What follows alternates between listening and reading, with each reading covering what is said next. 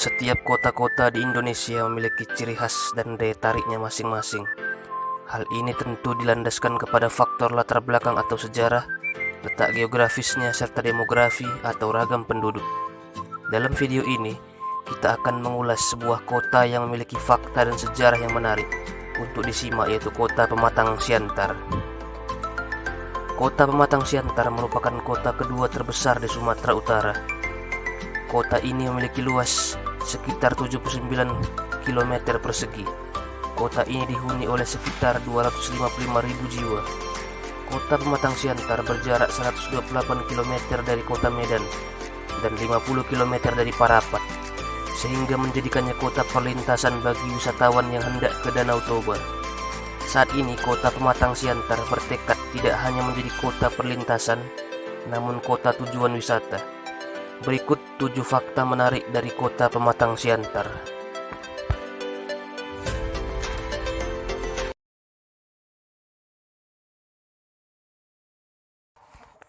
Kota Pematang Siantar berdiri pada tanggal 24 April 1871 yang berawal dari daerah yang dijadikan pusat pemerintahan dari dinasti Damanik, keturunan Raja Nagur, kerajaan tertua di Sumatera Timur.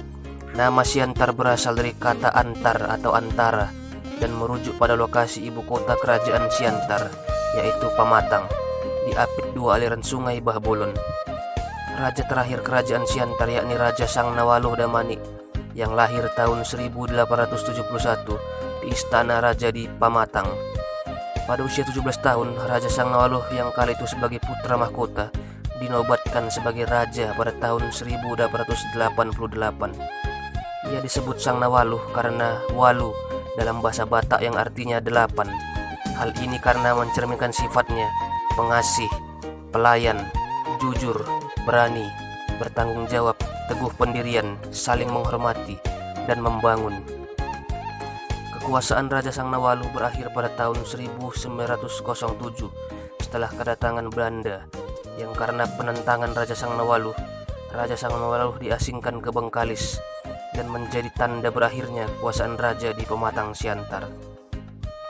Di bawah kekuasaan Belanda, Pematang Siantar dijadikan sebagai daerah kontrolir atau kota administrasi perdagangan yang semula di kota perdagangan Simalungun.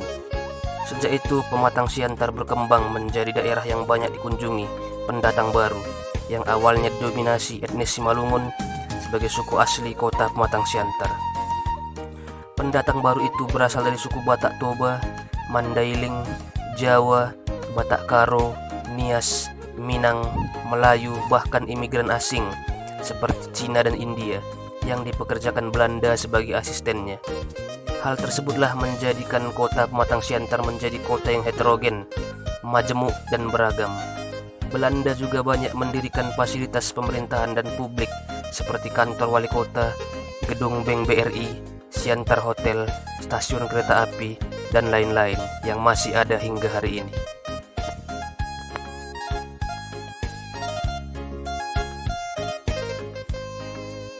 Selanjutnya, Jepang memasuki kota Pematang Siantar tahun 1943 dan merubahnya menjadi Siantar Estate.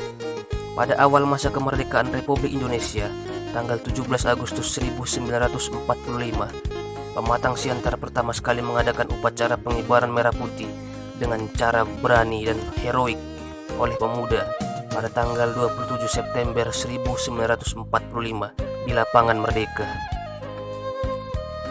Pada agresi militer Belanda ke Indonesia tahun 1947, Pematang Siantar sempat menjadi ibu kota Sumatera Utara dari April 1946 sampai Juli 1947 karena Medan dikuasai oleh Belanda. Kemudian Gubernur Sumatera Utara kala itu, Muhammad Hasan, memilih Pematang Siantar sebagai ibu kota alternatif karena infrastruktur yang memadai dan lokasi strategis. Seiring berjalannya waktu, kota Pematang Siantar melalui Undang-Undang Nomor 5 Tahun 1974, kota Pematang Siantar menjadi kota madya yang terpisah dari Kabupaten Simalungun. Hari ini, kota Pematang Siantar secara administrasi memiliki 8 kecamatan dan 53 kelurahan.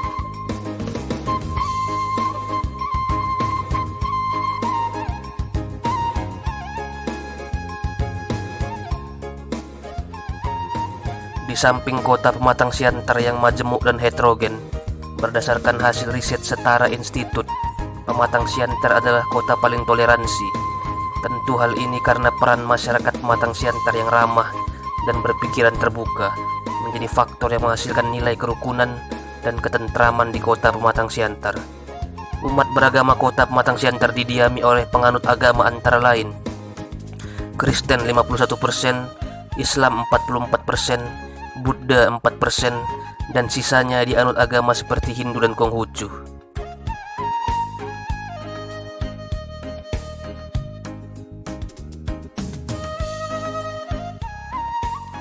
Birmingham Small Arm atau disingkat BSA merupakan motor pabrikan Inggris yang dirancang sebagai kebutuhan transportasi di masa Perang Dunia Kedua. BSA sendiri datang ke Pematang Siantar dibawa oleh Belanda sebagai bantuan dari Inggris untuk menjadi kendaraan prajurit menghadapi Jepang. Hingga saat ini masih ada diketahui sekitar 1.000 unit BSA di kota Pematang Siantar. BSA sendiri menjadi simbol atau ikon kota Pematang Siantar. Puncaknya terjadi ketika BSA dinobatkan sebagai ikon kota Pematang Siantar pada saat peresmian Tugu Becak Pematang Siantar diresmikan pada tahun 2016 bersamaan dengan konvoi BSA yang berhasil mendapat penghargaan rekor muri. Hal ini digagas oleh komunitas BSA yang disebut BOMS, diketuai oleh Bapak Haji Rizal Ginting.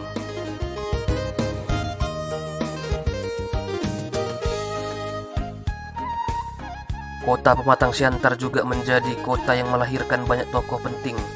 Salah satunya adalah Bapak Haji Adam Malik, yakni Wakil Presiden Indonesia yang ketiga. Beliau lahir pada tanggal 22 Juli 1917 di kota Pematang Siantar. Adalah seorang yang di awal karirnya sebagai wartawan dan tokoh politik. Sebelum menjadi Wakil Presiden, beliau berkarir dari mulai menjadi ketua partai, duta besar, diplomat, menteri sampai akhirnya menjadi wakil presiden. Nama beliau disematkan pada lapangan inti di kota Pematang Siantar, yaitu Lapangan Haji Adam Malik.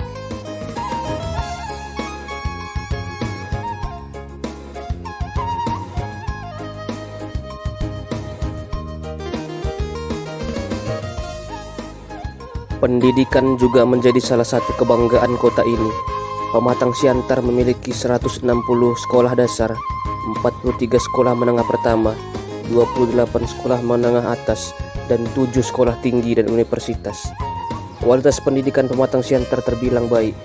Hal ini banyak dibuktikan dengan prestasi anak Siantar dalam tingkat nasional. Misalnya sering anak Siantar menjadi utusan dari provinsi sebagai paskibraka nasional yang terakhir pada tahun 2020.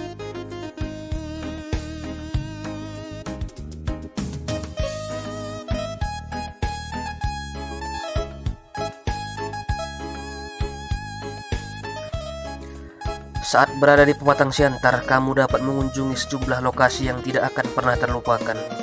Patung Dewi Kuan Im menjadi tempat wisata menarik karena patung ini tercatat sebagai patung tertinggi di Asia Tenggara dengan ketinggian 22,8 meter.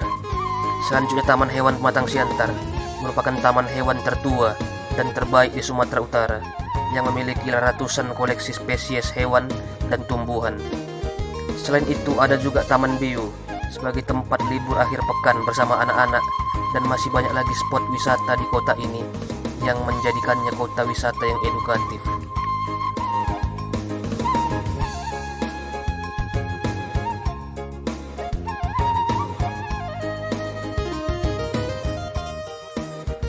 Masyarakat kota Pematang Siantar yang memiliki sifat ramah dan pemikiran terbuka menjadi hal utama yang menjadikan kota ini kota yang penuh kenangan baik dan harmonis.